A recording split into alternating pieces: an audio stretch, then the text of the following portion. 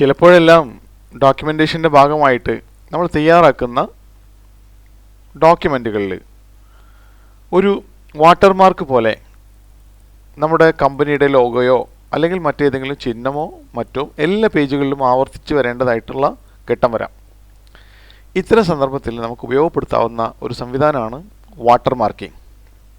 ഇതിനായിട്ട് നമ്മളിവിടെ വാട്ടർ മാർക്കിൽ ക്ലിക്ക് ചെയ്യുക.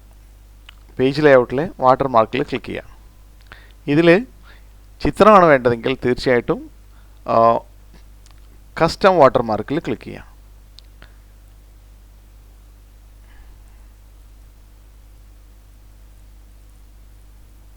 ശേഷം പിക്ചർ വാട്ടർ മാർക്കിൽ സെലക്ട് ചെയ്യുക. പിക്ചർ സെലക്ട് ചെയ്യാനായിട്ട് സെലക്ട് ചെയ്യുക. അതിനുശേഷം ഒരു പിക്ചർ സെലക്ട് ചെയ്യുക, ഓക്കെ കൊടുക്കുക. അതിനുശേഷം അപ്ലൈ ചെയ്യുക, ഓക്കെ കൊടുക്കുക, ക്ലോസ് ചെയ്യാം. ഇനി നിങ്ങൾക്ക് നിങ്ങളുടെ ഉദ്ദേശിച്ച പിക്ചർ അത് എല്ലാ പേജുകളിലും നമുക്ക് കാണാനായിട്ട് സാധിക്കും.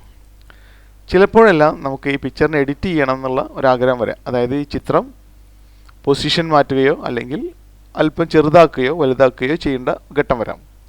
ഇത്തരം സന്ദർഭങ്ങളിൽ നമുക്ക്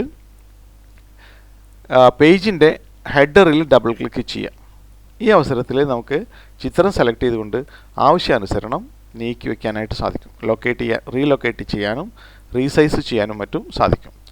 അതായത് വാട്ടർ മാർക്ക് വർക്ക് ചെയ്യുന്നത് ഹെഡർ ആൻഡ് ഫൂട്ടറിൻ്റെ ഭാഗത്തിലൂടെയാണെന്നർത്ഥം. ഇതുപോലെ തന്നെ എല്ലാ പേജുകളിലും വരാവുന്ന ചില സംഗതികളെ നമുക്ക് എല്ലാ പേജുകളിലും വരാനായിട്ട് എന്താ പറയുക, ഹെഡർ ആൻഡ് ഫൂട്ടറിലൂടെ അത് ചെയ്യാനായിട്ട് സാധിക്കും. ഉദാഹരണമായിട്ട് ഈ എല്ലാ ഷീറ്റിൻ്റെയും വലതുഭാഗത്ത് ഒരു കളർഫുൾ ആയിട്ടുള്ള ഒരു ബോർഡർ കൊടുക്കാനായിട്ട് ആഗ്രഹിക്കുന്നുണ്ടെങ്കിൽ ഇൻസെർട്ടിൽ പോവുക, ഷേപ്പിൽ പോവുക, ഒരു റെക്റ്റാങ്കിൾ വർക്ക് ചെയ്തെടുക്കുക.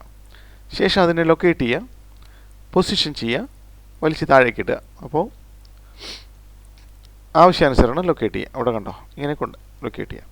നിങ്ങൾക്ക് കൂടുതൽ കളറുകളും മറ്റുള്ള കാര്യങ്ങളും വേണമെന്നുണ്ടെങ്കിൽ വീണ്ടും കൊടുക്കാം.